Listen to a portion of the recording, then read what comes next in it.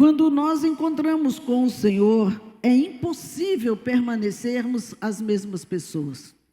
Vamos ler Atos capítulo 9.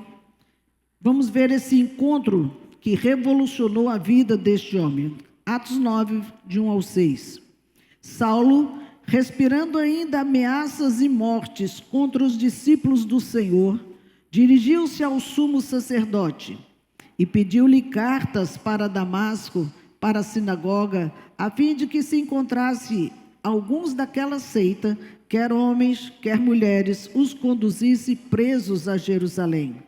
E indo no caminho, aconteceu que, chegando perto de Damasco, subitamente o cercou um resplendor de luz do céu.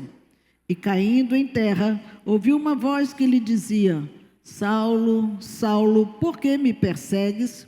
E ele disse: Quem és, Senhor? E disse o Senhor: Eu sou Jesus, a quem tu persegues. Duro é para ti recalcitrar contra os aguilhões. E ele, tremendo e atônito, disse: Senhor, que queres que faça? E disse-lhe o Senhor: Levanta-te e entra na cidade, e lá te será dito o que te convém fazer. Essa história é muito conhecida de muitos, mas eu quero chamar a atenção dos irmãos sobre essa questão do chamado. Às vezes nós pensamos que o chamado vem pela convivência. Quando eu era adolescente, eu ouvi uma frase que eu nunca esqueci. Ela dizia: é errado pensar que o amor provém de uma longa existência ou de uma corte perseverante. O amor, se não for dado em um instante, ele jamais será lembrado. Eu tinha 14 ou 15 anos quando eu ouvi essa frase, nunca mais esqueci. E eu fiquei muito impressionada. E hoje eu vejo exatamente isso. Às vezes pensamos que o nosso relacionamento com Deus, ele provém de uma longa existência. Eu tenho 15, 20, 30, 40 anos de crente. Não acontece assim. Este homem, ele teve uma experiência única. Ele não conheceu Jesus naquela época. Ele não caminhou com Jesus. Ele nunca viu Jesus pessoalmente. Ele não viu ele realizando nenhum dos milagres. Nada de convivência com Jesus. No entanto, a sua experiência foi tão forte que supriu tudo daqueles outros que caminharam com Jesus. Os que andaram com Jesus não tiveram uma vida semelhante a esse homem, porque o encontro com ele foi um encontro de verdade. Às vezes você vai para o encontro, nós temos tantas pessoas que vão para o encontro com Jesus, voltam bombados. Falei, poxa, agora vai. No mês seguinte, os pneus murcham. Algo já vai acontecendo, vai desanimando, vai ficando pelo caminho.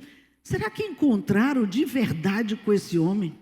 Paulo era um homem extremamente culto. Paulo era um homem que foi ensinado aos pés de Gamaliel, que era o top da época. Era um homem que tinha posição social, tinha dinheiro, era um homem próspero. No entanto, o seu conhecimento era meramente de um religioso. Era um camarada que conheceu a lei profundamente, a história dos profetas profundamente, mas a vida dele não tinha uma transformação. A vida dele não era de impactar ninguém, ele só tinha voz lá dentro do Sinédrio, onde ele tinha posições sociais muito fortes. E veja que Paulo, mesmo assim, ele ficou 100% religioso, caminhando segundo os preceitos da lei, e quando ele soube que tinha um outro chegando, tinha uma conversa de um Jesus, tinha um Cristo que fazia e acontecia, os milagres estavam aí visíveis, ele ouviu falar dos cristãos, porque Jesus já tinha morto, ressuscitado, já tinha ido para a glória. Ele não tinha convivência com ele, mas ele começou a perseguir, porque viu como uma religião competidora, como alguém que estava crescendo tanto que iria anular sua religiosidade ou querendo anular a lei. E ele pega cartas para ir lá, vou prender esse povo, vou matar, vou pôr na cadeia. Ele já tinha sido testemunha da morte de Estevão, estava do lado, segurou as vestes daqueles que matavam o irmão pela sua fé, que não negou ao Senhor Jesus. No entanto, nesse caminho houve algo que impactou demais a vida de Paulo. Ele jamais imaginou que ele iria viver o que ele viveu.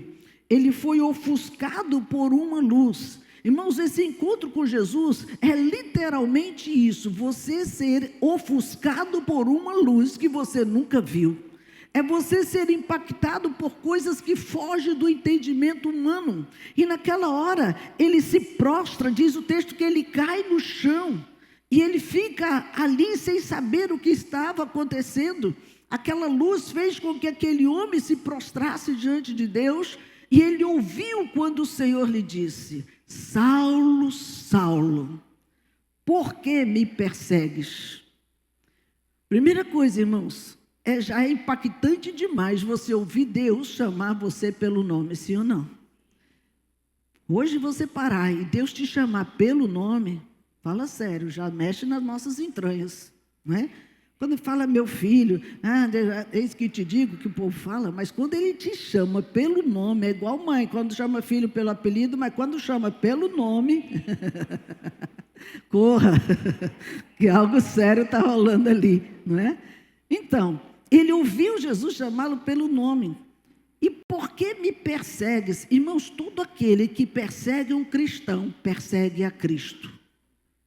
Nunca esqueça disso. Você está sendo perseguido? Está perseguindo a Cristo. Fica tranquilo, Ele vai tomar a tua dor. Ele vai tomar a tua causa. Todos aqueles que são perseguidos pelo Senhor, por causa do Senhor, né? Claro, por causa do Senhor, Ele entra nessa causa. Paulo ficou tão impressionado com aquilo, que ele disse: que queres que eu te faça? Naquela hora, ele ouve uma voz que impacta muito o seu coração. Mesmo ele não conhecendo, mesmo ele não sabendo, ele disse: olha, eu sou Jesus a quem tu persegues. Duro é para ti recalcitrar contra os aguilhões. E aí, ele meio perturbado: Senhor, que queres que eu faça? O discurso dele mudou. Veja que quando ele sai de Jerusalém para ir até Damasco, buscar esses cristãos, ele era o Senhor, ele era o chefão, ele que mandava, ele que tinha poder, ele que prendia, matava, fazia, acontecia. Agora o discurso mudou. A presença do Senhor fez ele entender que Senhor era o que estava diante dele e não ele. Essa é uma das atitudes tremendas que o Senhor traz para nós, irmãos. A atitude da humildade, quando nós vemos que o Senhor é o Senhor e não nós. E muitas vezes queremos ser Senhor, queremos ocupar o lugar de Deus, queremos falar como se fôssemos deuses. E Deus está dizendo: espera aí, baixa a bola, porque o Senhor sou eu. E Ele diz: Senhor, então o que o Senhor quer que eu faça? Essa pergunta, irmãos, revela o coração de uma pessoa que realmente está entendendo o que está acontecendo na sua vida. É uma disposição imediata de querer obedecer. Ele está entendendo que ele não é nada. Ele pensava que, mas agora ele estava diante de alguém que realmente faz a diferença. E isso mostra uma disposição. O que o Senhor quer que eu faça? Ele estava aberto para entrar na obediência, na humildade diante de Deus. Deixa eu lhe falar um princípio. O chamado que Deus faz para nós, esse chamado não se herda, esse chamado não se copia e não se improvisa. É algo muito forte que Deus tem para nós, que não é uma coisa que você copia de um líder, não é uma coisa que você ouve falar e faz de novo, você não recebe da herança dos seus pais, mas o teu encontro é único com Deus. Ninguém aqui teve um encontro igual, irmãos.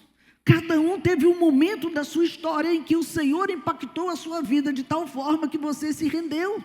Não dá mais, eu vou querer que Ele realmente cuide da minha vida. Por isso que todo mundo precisa, primeiro, quando encontrar com Jesus, passar por esse processo do quebrantamento. O quebrantamento é uma atitude de reconhecimento da nossa necessidade de Deus, da nossa carência dEle, da nossa necessidade de ouvir mais do que falar. É hora de aprender, é hora de receber instruções, é hora de reconhecer que o que Ele está falando é verdade acerca de nós. O Senhor estava dizendo: Paulo, deixa eu te falar, por que você está me perseguindo? Mas eu perseguindo quem? Ele não sabia nem com quem estava falando, mas ele reconheceu que ele estava perseguindo cristãos, ele sabia que essa era a sua condição. A fala de Deus, irmãos, não é de meia fala, ele fala direto para que eu e você entenda exatamente o que ele está falando acerca de nós.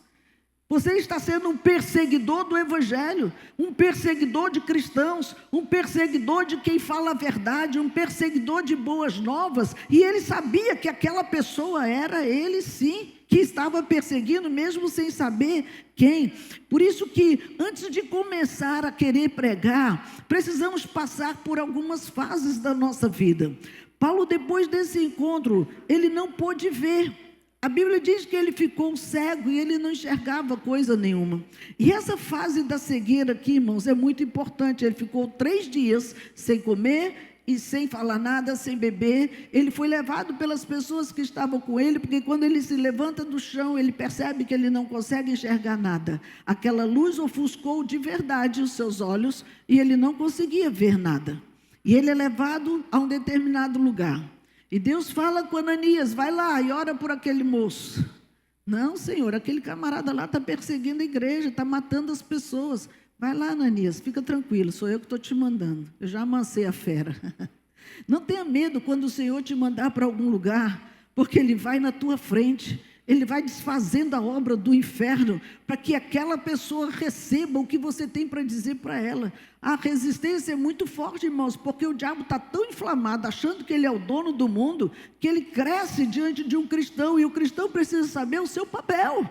Fica intimidado quando o diabo dá um rugido de leão da montanha. Não, querido, o leão da tribo de Judá é que tem a voz mais forte. Se imposte e se posicione como esse valente de Deus. Não vou não, o demônio se manifesta, corre de medo. Ei, crente, não faça isso. Maior é o que está em você do que o que está em Jesus. E precisa entender o seu papel. Paulo, ele caiu naquele momento em que ele encontrou alguém que era muito maior do que ele.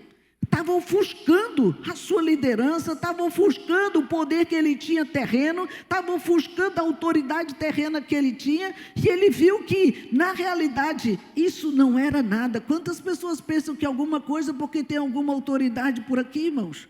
Porque tem alguma patentezinha? E nós precisamos entender que maior é o que está sobre nós, não é o que está aqui. Por isso que quando ele caiu por terra, ele viu o resplendor da luz do Senhor. Isso mostra para mim e para você que nós não temos luz própria. Nós refletimos a luz de Jesus.